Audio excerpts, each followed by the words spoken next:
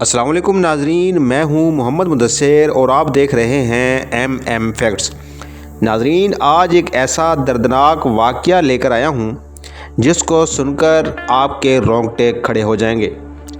ये वाक़या किसी और कंट्री का नहीं है बल्कि ये पाकिस्तान का सच्चा और हकीकत पर मबनी है।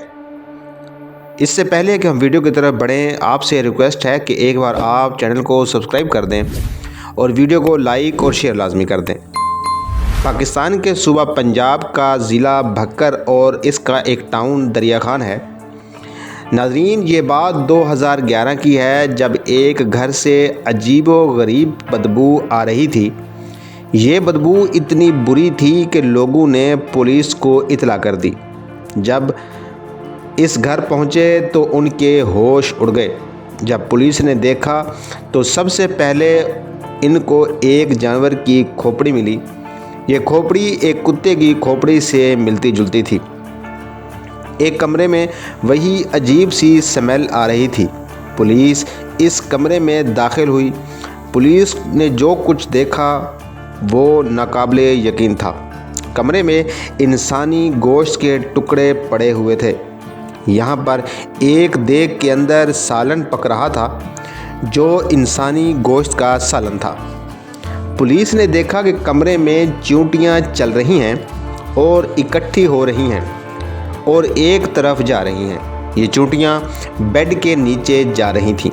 पुलिस वालों ने इस बेड को हटाया और एक बैग पड़ा हुआ था वहाँ पर।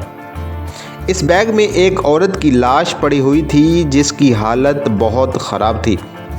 पुलिस को इस घर से कोदाल छुरे भी मिले थे। इसके अलावा कुछ कफन भी पड़े हुए थे। ये घर दो भाइयों का था। एक आरिफ था और दूसरा फरमान। वो अपने वालिद और बहन के साथ रहते थे। पुलिस ने दोनों भाइयों को अरेस्ट कर लिया था। देखते ही देखते ये वाक़या पूरे पाकिस्तान में फेमस हो गया। दो भाई जो कि इंसानी गोश्त खाते हुए पकड़े गए थे और जिस औरत को वो पका रहे थे उसका नाम सायरा था। सायरा कैंसर की वजह से मर गई थी। उसे दफन कर दिया गया था मगर अगले ही दिन उसकी कब्र खुली हुई देखी गई थी और वो औरत कब्र से गायब थी। ये दोनों भाई सायरा की लाश को कब्र से निकाल कर ले गए थे। इनके इलाके वालों ने बताया कि इनके कब्रिस्तान से कई मुर्दे गायब हो चुके हैं। कब्रिस्तान के केयरटेकर ने पुलिस को बताया कि इन दोनों भाइयों को कई मर्तबा कब्रिस्तान में देखा गया है। फरमान ने बताया कि उसने पहली दफ़ा सितंबर 2010 में एक कब्र से एक लाश को चुराया था। एक बच्चे की लाश थी। इसके बाद ये 100 से ज़्यादा कब्रों से लाशें निकाल चुके हैं और दोनों भाई इन लाशों को घर में स्टोर करते थे और फिर इन लाशों को आहिस्ता आहिस्ता खाते थे। फरमान ने यह भी बताया कि इसकी वजह ये थी कि वो काला जादू करते थे।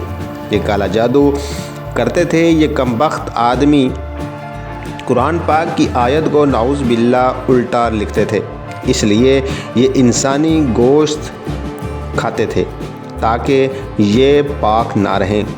जैसा कि काला जादू करने वाला जो होता है वो नापाक रहता है और काला जादू एक गलीज़ अमल होता है।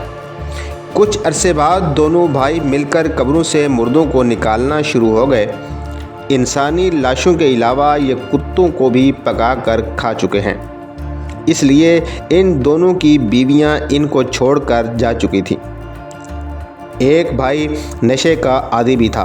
नाज़रीन, इस वक्त आदमखोरी की कोई सज़ा मौजूद नहीं थी क्योंकि वो कत्ल उन्होंने नहीं किया था, इसलिए इनको सिर्फ 2 साल की ही जेल हुई थी।